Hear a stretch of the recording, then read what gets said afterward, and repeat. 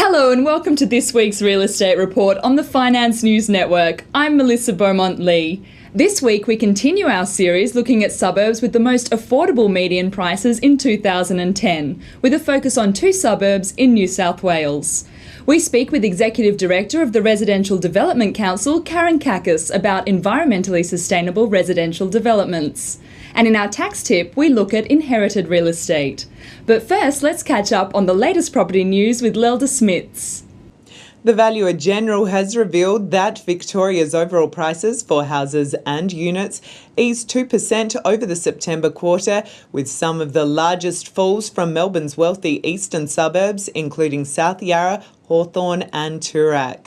The gains were led by the state's western suburbs, with homes in Williams Landing recording a 47% increase over the quarter, rising to over $558,000. In other news, the Australian Bureau of Statistics reported nationwide building approvals dropped 7.4% to a little over 12,000 in February. And also, the Reserve Bank of Australia has kept rates on hold at its April board meeting. The Housing Industry Association labelled the decision a positive tonic for an ailing new home building sector. This week we continue our series looking at suburbs with the most affordable median prices in 2010, with a focus on two suburbs in New South Wales. First, let's look at Wilmot, a suburb located 52 kilometres northwest of Sydney's central business district.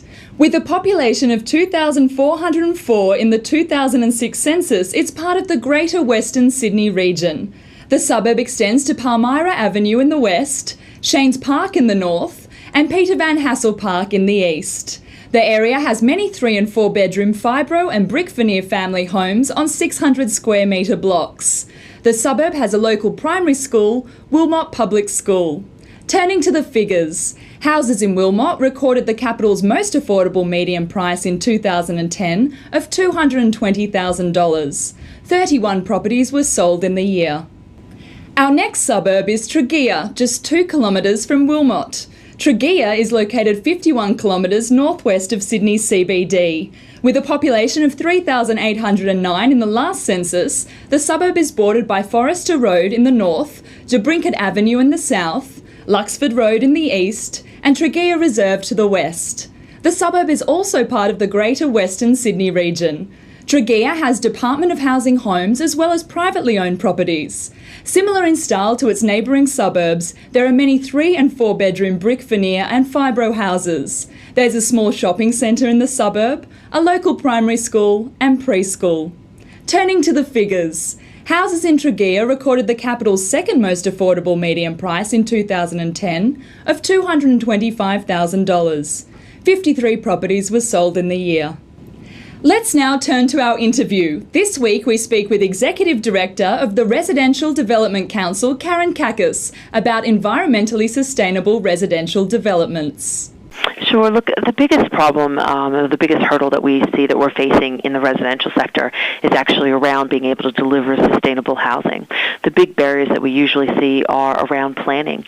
So local councils will look at new sustainable initiatives as something that actually requires more paperwork, more time to review, and actually often tends to hold up the process. So what you would think is that if you're trying to develop a greener project, that you would have a green door policy, which means that if you're developing a higher, more sustainable product, that would allow you to fast-track to this system. But what we've actually found in reality is that the attempt to deliver a sustainable project actually slows down the process of planning approval, which of course adds to the cost of delivering a property and actually makes developers more risk-averse if their projects are going to be held back because they're trying to be more green and do the right thing.